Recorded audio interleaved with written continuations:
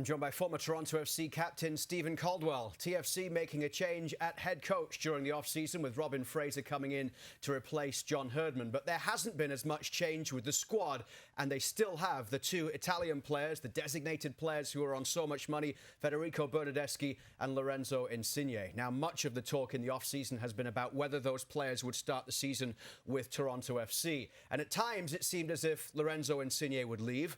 We're led to believe reports last week saying that he's not in Robin Fraser's plans moving forward. So how do Toronto FC handle Lorenzo Insigne right now? It's going to be a difficult one, Luke. It's going to be a challenge to handle that situation. It's not a good one for TFC. It was clear that Toronto FC wanted Lorenzo Insigne to leave. Obviously, they understood that there was going to have to be a package to get him to go. But with the options that they managed to find that would maybe have taken Insigne, it wasn't one that he wanted. So he's decided he's going to stick it out and he's going to stay, which causes an enormous problem because now you have a player who's on, second most salary in the entire MLS, who's on your roster, who's stuck there and reportedly is not in the plans of the new head coach. Now, you have to back your head coach, but you've got this asset as well that's wasting away if he's not playing games and he's not training with the first team. He's not coming off the bench. He's not getting minutes. So it's an incredibly difficult situation. We've seen it before in Europe at other clubs, but it's a bit of an unusual one in MLS. Usually when you're a designated player, whether you're playing tremendously well or not well at all, you find yourself at least in the squad, normally in the team.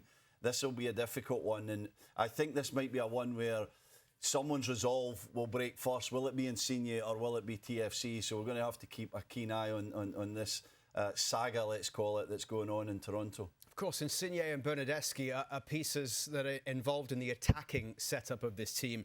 They've lost their leading scorer from last season, Prince Owusu, who ended up in Montreal, of all places.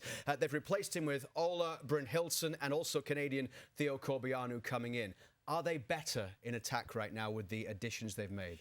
Yeah, I think they are. I think Ola Brynhildsen is going to be an interesting player. He's someone who, we've not seen a lot of, let's be honest, but doing some research, looking at his game, he's very direct, he's got a bit of pace, he doesn't have a lot of stature, not the biggest target man type player, but he's someone who'll get in behind, who can potentially play wide, but I assume will start the season as number 9 for TFC. A transition type player. He scores a lot of his goals on the break, Luke. He's someone who, like I said, has that pace, has the ability to break really quickly. So interesting to see how he will settle in. Interesting to see also, can they get the lad enough service, because it's not going to be easy. He's in a difficult situation. Toronto FC are not at their best.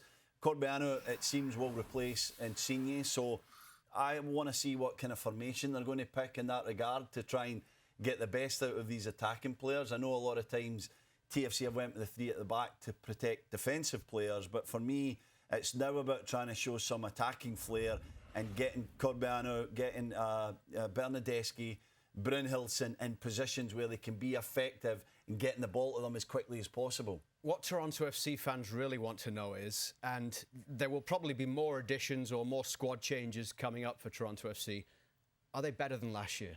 Will they be better than the team that failed to make the playoffs last year? I mean, on paper, I think they could be a little bit better. I don't think they're going to be a lot better. I don't think this is going to be a side who are constantly in the playoffs for the entire season. I think it's going to be a side that are fighting to try and make the last few places in a playoff position. It's going to be a side who are inconsistent.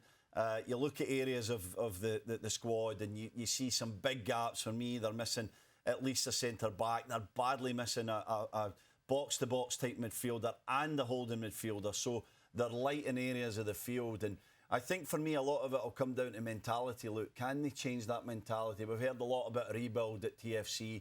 And it's admirable to talk about it and to try and make some changes.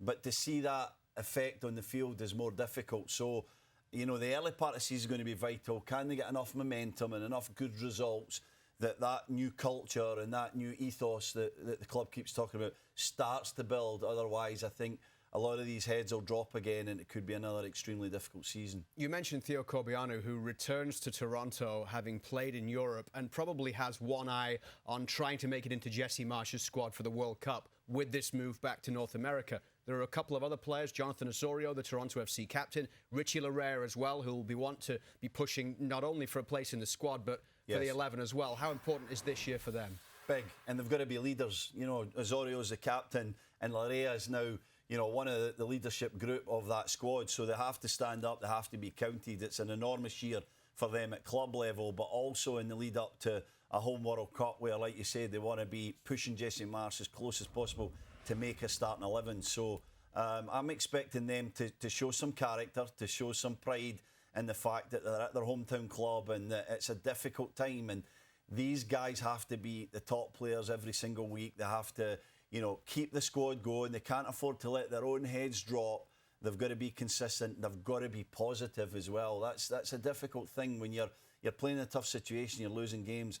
It's hard to be positive, but when you're a leader in that team, you've got to get up every day and you've got to go in, you've got to rally the troops, you've got to make sure, win, lose or draw, that you're ready for the next game and that everybody is still fighting for the betterment of the club.